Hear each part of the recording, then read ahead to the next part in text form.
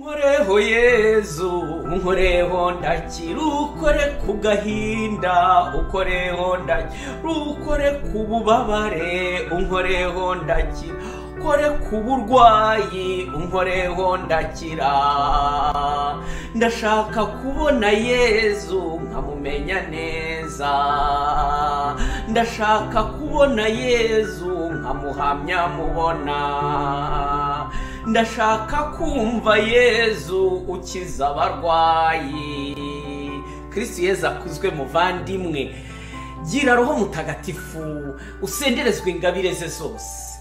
Kuri iki cyumweru Yezu Kristo igisubizo mu bihe byose by'ubuzima bwa muntu anyuramo, yongeye kukugenderera. Ufite intimba, ushobora kuba uri mu bihe utiyakiriye mu buzima bwawe, uvuga uti ahangaha nkora iki ndeka iki. Ushobora kuba uri mu bihe by'uburakari no kwivumbura, wibaza uti kuki.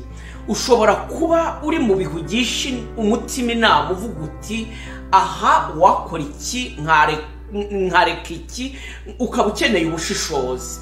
Ariko ushobora no kuba nanone uri mu gihe kiguhungabanyije, ndetse ukaba urimo nicira urubanza.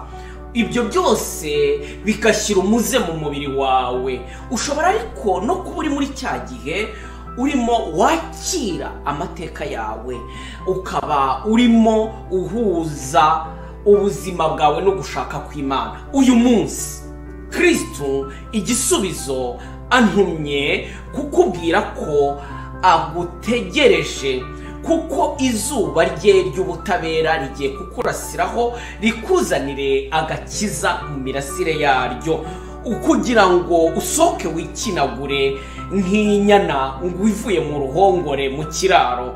Muri Malaki y'umutwe wa 3 umurongo wa 20.